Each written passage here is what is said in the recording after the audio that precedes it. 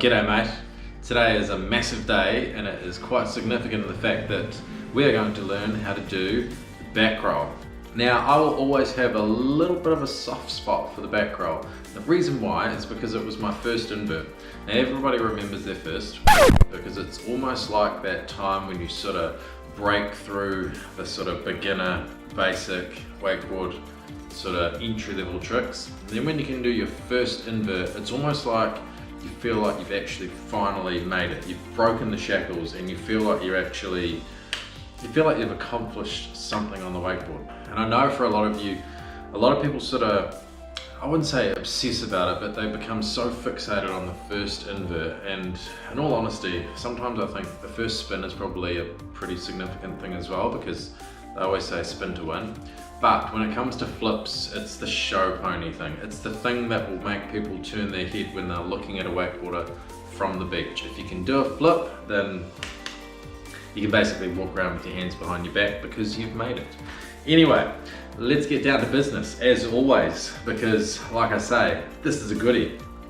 And there's no reason why you can't go out and start throwing them relatively early in your wakeboard career. You don't have to be someone who is absolutely finely tuned and have got your wake to wakes down packed and got everything sorted and, you know, really confident and able rider. There's no reason why you can't go throwing it early. You know, you're not going to go and be stupid about it and just go and, you know, completely flick it and try and do it as massive as you possibly could. But you can still learn the basics of going upside down, which will hopefully give you a little bit of confidence as you progress through your wakeboard journey.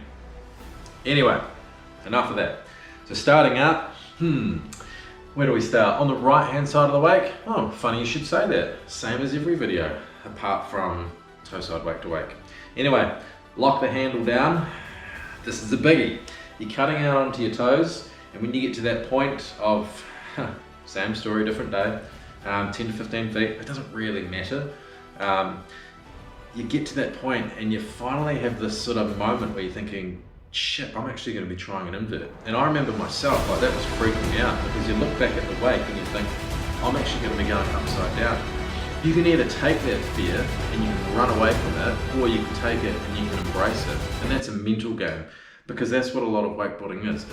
It's just such a complete and utter mindful. That's why so many people go back to it, because it's so addictive. Anyway, so once you're at that point, I'll start with the basics first. And the first thing that you probably want to do is you probably just want to get this first one out of your system. You just want to get upside down, possibly land on your back or your butt, and then that'll give you the confidence to realize actually it's not that bad.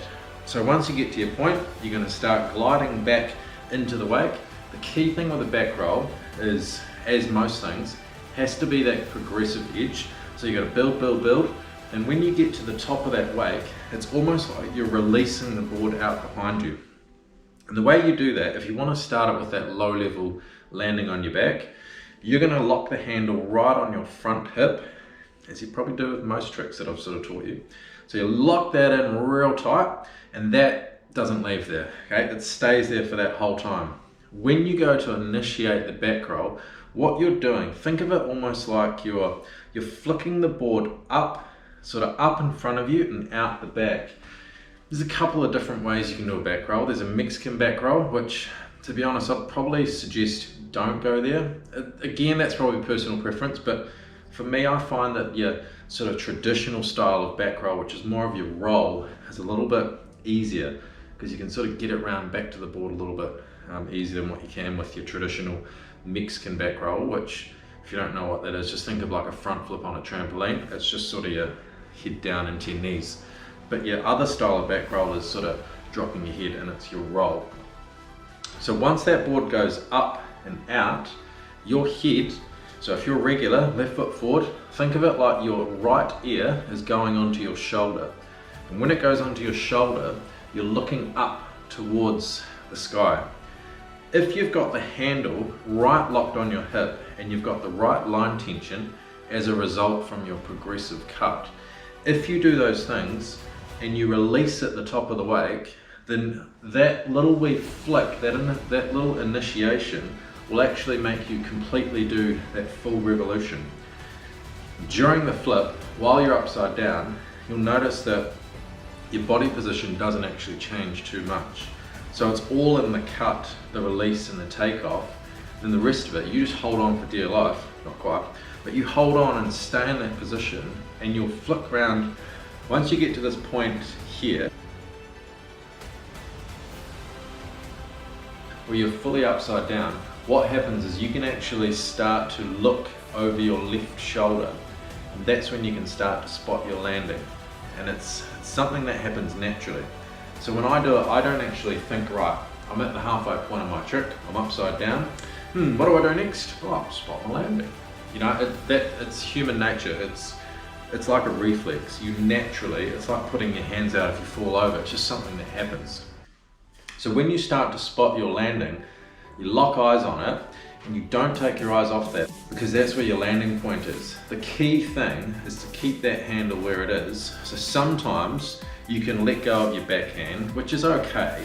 I'd suggest if you can keep both hands on, it's probably a lot better. You're going to have a lot more stability when you land.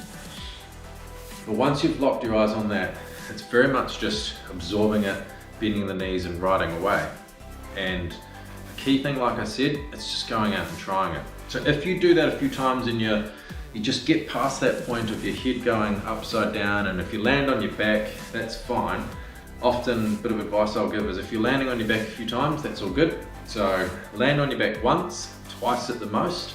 The next time you try it, you need to set yourself personal goals. So the next time you might be thinking, all right, so that time was my back, next time I'm gonna try and land on my butt. So you do that maybe 2 or 3 times, you land on your butt and you go, yeah, I can do that, not too bad. The time after that, that's when you want to think to yourself, right, this time I'm gonna make the board hit the water first. And if that's your goal, you'll be surprised how easy you can actually do that. You make the board hit the water, you do that, you might do that 50, 60 times. For some of you, you might do that 100 times. And after you keep letting that board hit the water first, you'll start to very quickly get a feel as to how it actually works out. So that's the back roll. Give you a very quick summary, just so you've got these key points to take away. So, handle down by your hip, cutting out 10, 15 feet, maybe 15 feet for this one. Cutting back in, progressive edge, lock that handle on your hip. The handle stays on your hip throughout the whole flip, throughout the whole back roll. Once you get to the top of that wake, so it's like a build, build, build, and then release when you get to the top. Still, the handle doesn't leave your hip. The board goes up and out. You drop your right shoulder and your ear goes onto your shoulder. And what you're doing is you're looking up over your leading shoulder. If you have that right body position, the rest of it, the line tension, because of your cut, you'll naturally flip without actually having to worry too much about it. Once you get to that halfway point and then you get past that halfway point, it's human nature, it's that reflex that you will be looking over your front shoulder and you'll be spotting your landing like this. Once you're coming into land, make sure you keep that handle in close. If you let it out, then you're going to let out the whole trick. It's going to be a dog's breakfast, as I've said before. Absorb it with your knees right away. Job done. You've done your first invert. My advice is I'd throw the handle down and I'd celebrate with 2 hands up and just claim the shit out of it, because this is a significant moment. You're learning it. You've just learned an invert. So next time we're moving on to the tantrum. Now the tantrum, it's a love-hate relationship that I have with that. I can do it, but it's not a very good one. But I'll talk through it anyway. I know what to do, but I can't actually sometimes do it myself, if that makes sense. So tune in for that one, and hopefully you'll pick up a couple little handy tips. As always, subscribe if you want some more videos. There's now starting to be a little bit of a bank starting to build up of a few different wake to wakes and spins and 180s and so forth. Any questions, let me know. Otherwise, see you next time for the tantrum.